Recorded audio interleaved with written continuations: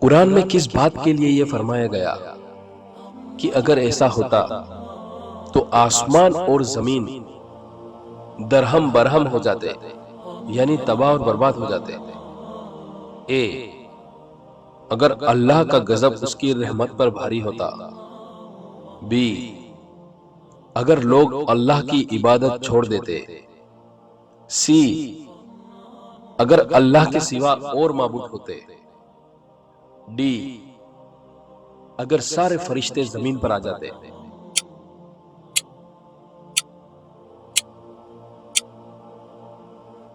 اور اس سوال کا صحیح جواب ہے سی، اگر اللہ کے سوا اور معبود ہوتے۔